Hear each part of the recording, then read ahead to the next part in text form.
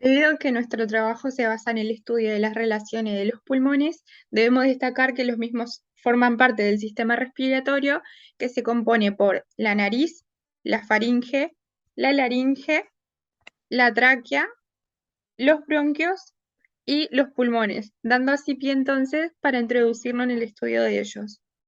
Los pulmones son un órgano par constituido por un pulmón derecho y uno izquierdo. Son órganos respiratorios que se encuentran a ambos lados del mediastino, rodeados por las cavidades pleurales derecha e izquierda respectivamente.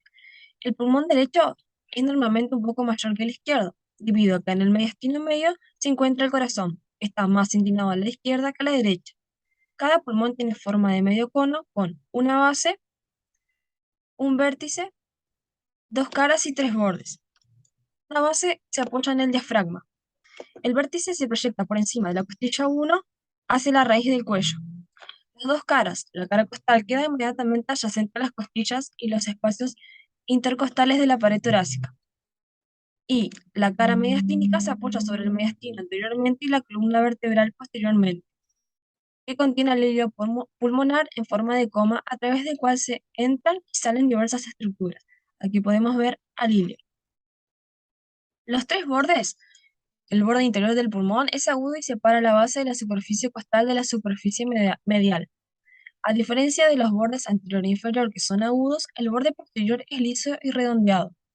La superficie mediastinal muestra una hendidura llamada hilio, que es la que mostré anteriormente, que la describiremos más adelante.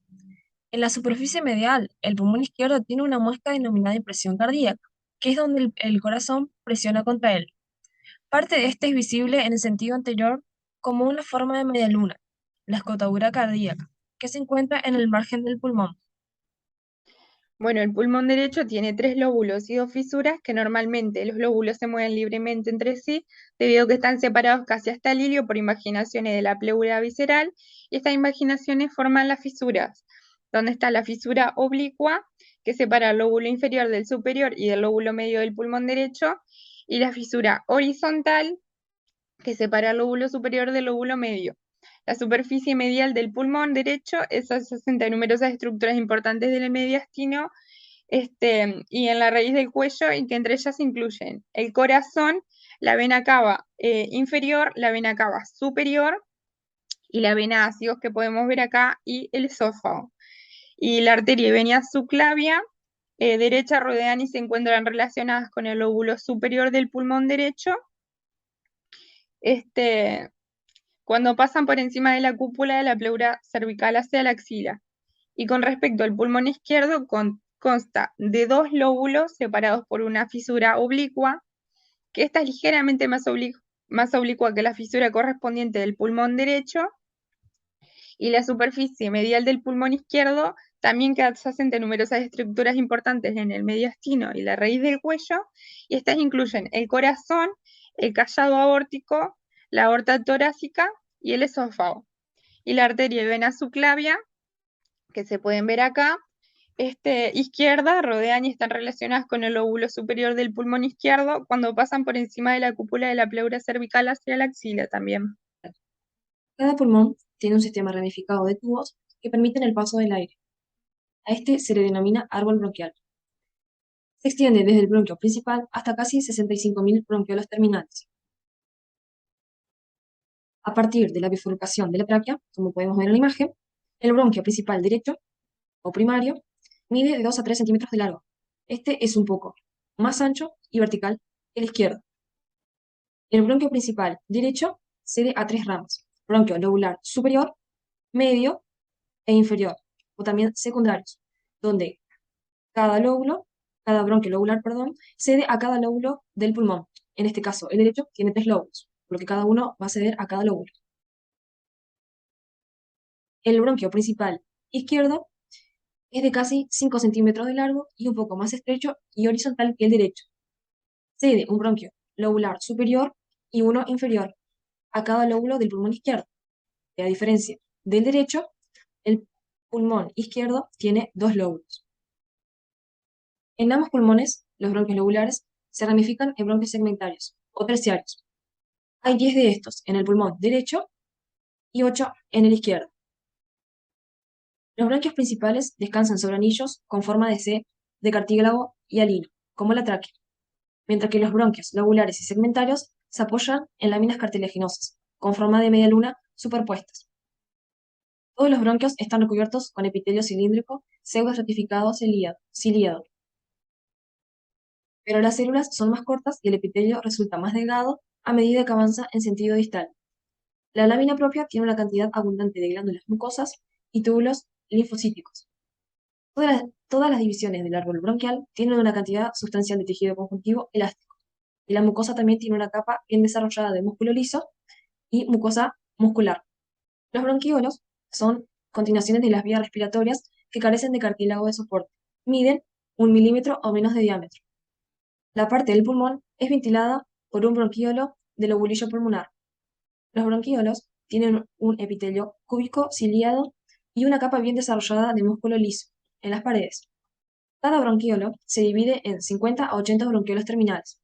Estos miden de 0,5 milímetros o menos de diámetro y no tienen glándulas mucosas ni células calciformes. Sin embargo, estos tienen cilios. Cada bronquiolo terminal cede dos o más pequeños bronquiolos respiratorios que tienen alveolos brotando de sus paredes. Los alveolos, como podemos ver en esta imagen, participan del intercambio gaseoso. Un alveolo es una bolsa de 0,2 a 0,5 milímetros de diámetro, células delgadas y extensas. Se les denomina células alveolares pavimentosas tipo 1. Las células cubren casi 95% del área de la superficie alveolar. Su delgadez permite una rápida difusión de gases entre el aire y la sangre. El otro 5% está cubierto por células alveolares grandes, tipo 2, que aunque cubren menos superficie, superan en gran medida la cantidad de las células alveolares pavimentosas. Paredes apenas tienen músculo liso, y los más pequeños carecen de cilios. Cada bronquiolo respiratorio se divide en 2 a 10 pasajes elongados de paredes delgadas, a los que se le denomina conductos alveolares, que también cuentan con alveolos a lo largo de sus paredes. Los conductos alveolares y las divisiones más pequeñas tienen epitelio pavimentoso, simple, no ciliado. Los conductos terminan en sacos alveolares, que son los que se aprecian acá en la imagen. Acá podemos apreciar otra y aquí otra. Estos son grupos con forma de uva de alveolos dispuestos alrededor de un espacio central que se le denomina vestíbulo. Ahora vamos a explicar la relación que se establece con el sistema cardiovascular y el nervioso mediante la irrigación y la inervación. Vamos a empezar entonces explicando cómo funciona el sistema cardiovascular. El mismo tiene dos divisiones principales, un circuito pulmonar que lleva sangre a los pulmones para intercambiar gases y que la regresa al corazón, y un circuito sistémico que irriga sangre a todos los órganos del cuerpo, incluidas otras partes de los pulmones y la pared del corazón. La mitad derecha del corazón irriga el circuito pulmonar, que recibe sangre que ha circulado por el cuerpo, en el que descargó oxígeno y nutrientes y recogió una carga de dióxido de carbono y otros desechos. Bombea esta sangre con escaso oxígeno hacia una arteria grande, que es el tronco pulmonar, que de inmediato se divide en las arterias pulmonares derecha e izquierda. Además, estas transportan sangre a los alvéolos de los pulmones, donde se descarga el dióxido de carbono y se recoge oxígeno. Esta sangre, que ahora cuenta con una cantidad abundante de oxígeno, fluye por las venas pulmonares al lado izquierdo del corazón. El lado izquierdo irriga el circuito sistémico.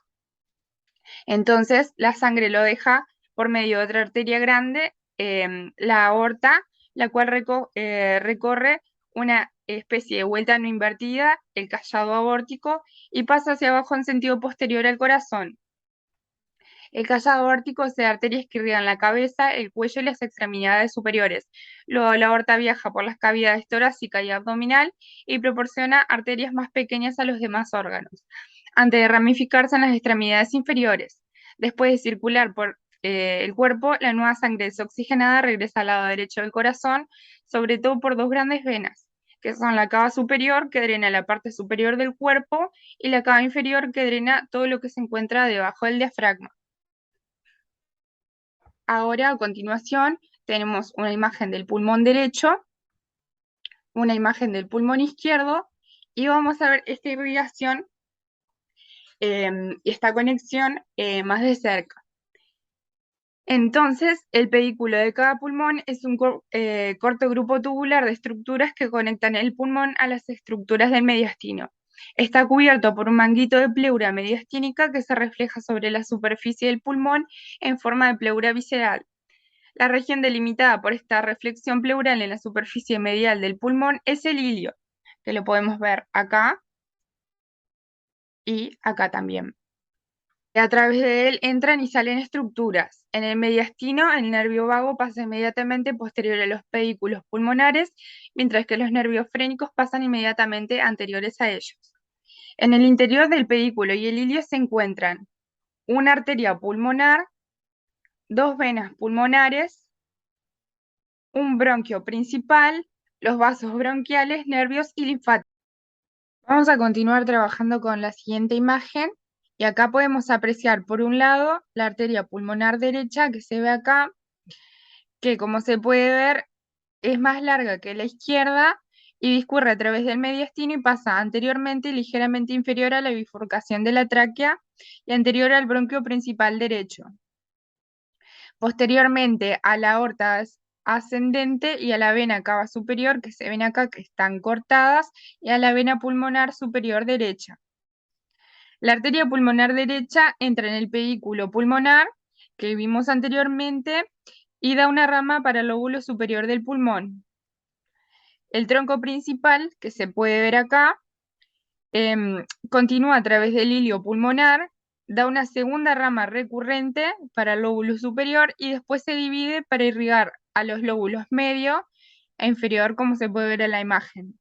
Por otro lado, la arteria pulmonar izquierda, como mencioné, es más corta que la arteria pulmonar derecha y queda anterior a la aorta descendente, que está cortada, y posterior a la vena pulmonar superior. Pasa a través del pedículo y del ilio y se ramifica en el interior del pulmón. Las ramas de la arteria pulmonar siguen de cerca el árbol bronquial en su camino a los alvéolos. Bueno, y la arteria bronquial, que surge de la aorta y lleva sangre sistémica, irriga el propio árbol bronquial. Las arterias y las venas bronquiales constituyen el sistema vascular nutritivo sistémico de los tejidos pulmonares. Se interconectan en el interior del pulmón con ramas de las arterias y venas pulmonares. Las arterias bronquiales se originan de la aorta torácica o de una de sus ramas. Suele existir una arteria bronquial derecha única, que normalmente nace de la tercera arteria intercostal posterior, que es esta acá, y esta es la tercera arteria intercostal posterior, derecha, pero ocasionalmente se origina de la arteria bronquial izquierda superior. Las dos arterias bronquiales izquierdas nacen directamente de la cara anterior de la aorta torácica, que son esta que está acá y esta que se ve acá. Las arterias bronquiales discurren por la superficie posterior de los bronquios y se ramifican en los pulmones para irrigar los tejidos pulmonares. Ahora pasamos a esta imagen, donde podemos ver que cada alvéolo está rodeado por una canasta de capilares sanguíneos irrigados por pequeñas ramas de la arteria pulmonar. Y para agregar que la barrera entre el aire alveolar y la sangre, a la cual se le denomina membrana respiratoria, consta solo de células alveolares pavimentosas, las células endoteliales pavimentosas de los capilares y su membrana basal compartida. Y bueno, las venas bronquiales drenan tanto las venas pulmonares como la aurícula izquierda, en la vena ácigos en el lado derecho o en la vena intercostal superior o en la hemiácigos en el lado izquierdo, que se puede ver aquí y aquí. La sangre oxigenada retorna a la aurícula izquierda a través de las venas pulmonares y a cada lado una vena pulmonar superior y una vena pulmonar inferior llevan sangre oxigenada desde los pulmones de vuelta al corazón. Entonces, las venas parten del ilio pulmonar, atraviesan el pedículo del pulmón y drenan inmediatamente en la aurícula izquierda. A través de esta imagen vamos a explicar la inervación, donde la pleura visceral y otras estructuras están inervadas por fibras aferentes y eferentes viscerales, que se distribuyen a través del plexo pulmonar anterior, que es este de aquí, y el plexo pulmonar posterior, que es este de aquí. Estos plexos interconectados son anteriores y posteriores a la bifurcación de la tráquea y los bronquios principales. Acá está la bifurcación y estos serían los bronquios principales. El plexo anterior es mucho más pequeño que el plexo posterior. Las ramas de estos plexos que se originan en los troncos simpáticos Y en los nervios vagos, aquí el izquierdo y el derecho, se distribuyen a lo largo de las ramificaciones de la vía aérea y de los vasos. Las aferencias viscerales desde los nervios vagos constriñen los bronquiolos y el sistema simpático dilata los bronquios. La ventilación pulmonar está regulada esencialmente por el centro respiratorio, una red de neuronas cuyo circuito se distribuye en el tronco encefálico. Ticos pulmonares superficiales, subpleurales y profundos drenan en los denominados nódulos traqueobronquiales en torno a los pedículos de los bronquios lobares y principales y a lo largo de los lados de la tráquea, como se ve acá. En su conjunto a través del ilio y pedículo y en el interior del mediastino posterior. Los vasos eferentes de estos ganglios discurren superiormente a lo largo de la tráquea para unirse a vasos similares procedentes de los nódulos paraesternales, que son estos que se ven acá, y brachiocefálicos, acá, que se encuentran anteriores a las venas brachiocefálicas en el mediastino superior para formar los troncos broncomediastínicos derecho e izquierdo, que se pueden ver ahí. Estos troncos drenan directamente a las venas profundas en la base del cuello o pueden drenar el tronco linfático derecho o en el conducto torácico, que se puede ver acá.